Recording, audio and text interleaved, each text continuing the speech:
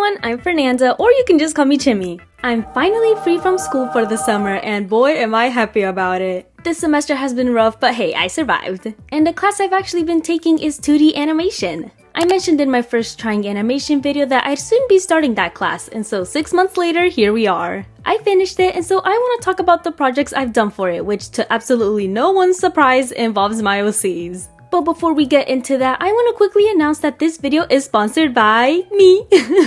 I posted about it on my community page, but I wanted to mention it on here too that I've opened commissions for the first time. I'll be taking them through VGen, which is a website specifically made for commissions. So if you're interested, there's a link to that in my YouTube bio, and I'll leave a link to it in my description too. And of course, don't feel forced to buy one. I just thought I'd announce it on here too, just in case anyone missed it on my community page. And while I'm at it, thank you so much to everyone who's commissioned me so far, it really means a lot. But okay, let's get back on track and get into the animations I've done. Before taking this 2D animation class, the only experience I had with animation was with short 2-second motions and my last trying animation video. So it's needless to say that I was a little bit inexperienced, but it's okay. I was excited to take it either way since I've really been wanting to improve my animation skills. Plus, I'd learn a lot from it. However, when my professor announced what the first project would be, I was scared. He wanted us to do a dance animation. I barely even know how to make a character move. But to be fair, the video only had to be 5 seconds long and we could loop what we had in order to make it reach that goal. I was still scared though. I really thought we'd start with something simpler. But I was determined to make this look good. We were allowed to choose any character and song for this, and so of course I chose my OC Melanie to the song Tell Me by Wonder Girls. I love this song and I feel like it just matched Melanie's energy so well. Plus, we were heavily encouraged to use references, which was perfect for me since the song already had choreography. So you know, I felt pretty good. I had a solid plan and reference, so I was excited. Throughout this assignment, we had 3 checkpoints to check in with everyone's process and make sure we were all on track. The first one was a character turnaround. For those of you who don't know what a character turnaround is, it's basically an image of a character showing them from multiple angles. These will usually be a front, side, 3/4, and a back view. Although our professor didn't make us draw a back view if the dance didn't show it. These are made to ensure the character's proportions stay consistent, and they will even sometimes include the character's color palette as well. I had a lot of fun doing this step, but I decided to get rid of Melanie's hair bump thingy since I thought it'd be hard to animate. However, I ended up feeling like it didn't look like her anymore, and so although the character turnaround doesn't have it, I do still include it in the animation. The next checkpoint we had to turn in was the animation's keyframes. Keyframes are the essential start and end points of a motion. So for example, if we wanted to animate a waving hand, the main keyframes to that would be the hand starting at an angle, and then a second drawing showing it at the opposite side. I really hope I'm making sense, but if not, I'll show a visual on screen. Basically, it's a rough draft of the movements you're animating.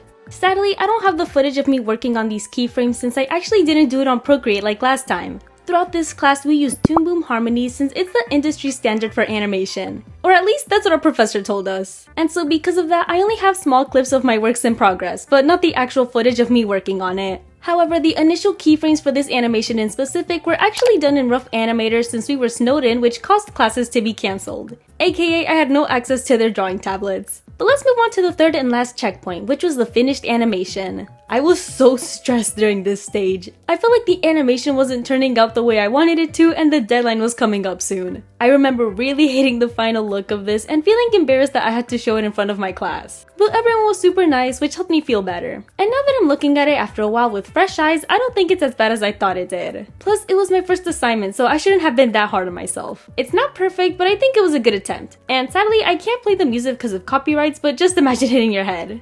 Our next assignment was a walk cycle. This is one I was really excited about. It was much simpler than animating a dance, and I've just always wanted to try animating one in general. I decided to draw my persona for this since I thought it'd be cool to use the final product as an outro for the end of my videos. Multitasking at its finest. Once again, I had to make a character turnaround for this assignment, but I used a more chibi version of my Sona and didn't include the glasses since I wanted to make it easier on myself. I really wanted to nail this one. I feel like personally, including my OCs or Sona makes me want to give it my all on these assignments. It's not like I wouldn't have done that if it wasn't for my OCs, but I just feel like it gives me an extra boost of motivation and makes it feel more fun to me. I don't know, maybe I'm the only one who feels this way. But moving on. Just like the last assignment, the next step now was keyframes. This was way easier since this time, the professor was actually able to give us a step-by-step guide on how the movement should look. Since the last assignment was more unique to each person and had students doing different dances, he wasn't really able to help all of us at once, so this change was really helpful to me. I was so proud of the process I had made so far and was feeling really good about this.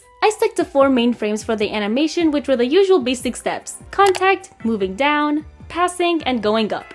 After that, I just copy and pasted those same frames but adjusted the arms and legs. Then finally looped all the parts together. I had such a fun time with this one and was excited to move on to the next assignment for this class since it served as a continuation of this assignment, making a multiplane background which our walk cycle character would be placed in. A multiplane background is a technique where instead of just drawing one background on a single layer, you split it up into layers: the foreground, middle ground, and background. I can actually show you guys the process to this one since I did it all on Procreate. I went with a magical forest setting and split up my assets on different layers, like the grass, sky, trees, you get the idea. And then once I had it all done, I exported it to After Effects and put them all together. We have the background moved from one side to another using the After Effects keyframes feature, and I also used the tile feature, I think. I'm pretty sure I used it to help expand my background. Sorry, I'm not the best at explaining this, but hopefully I'm getting my point across. I'm extremely proud of the final result for this one and will probably use it as my new end card, so look out for that. I think my favorite part is the hair. It's so bouncy and I love it. I had such a fun time.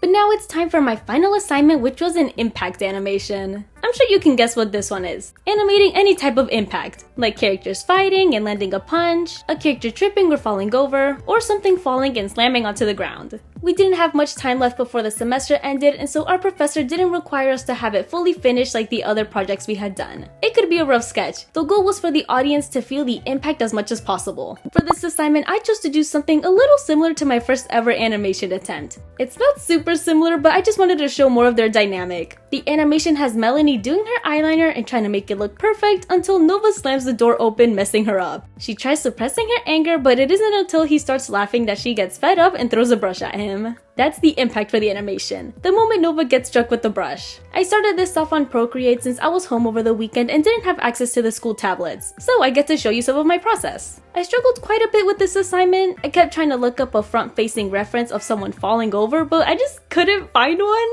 I don't know if it was just that I wasn't searching up the right thing, but I ended up having to sort of guess on how it would look. It took some trial and error, but I'm overall pretty happy with it. I sadly didn't get to spend as much time on this one as I originally would have wanted, since I had a 3D model due for another class due around the same time. So most of my time went towards that. I did dedicate 2 full days to it though, and started lining and coloring the impact part of the animation. I wish I could have made the impact effects coming from the brush look smoother, but like I said, I was short on time, so I just left it. I also realized after exporting the animation that it looked a bit too fast, which was something even my professor commented on, and I totally understand. But overall, I'm pretty happy with it. It's still very unfinished, but I'm proud of it either way. I was a bit too hard on myself again when I first turned it in, but I think that's just because I'd been spending too much time looking at it. However, after comparing it to my very first Nova and Melanie animation, I can see improvements, which makes me so happy. The movements in my first animation were pretty limited, but throughout this class I drew more in-betweens which helped make my animations look smoother.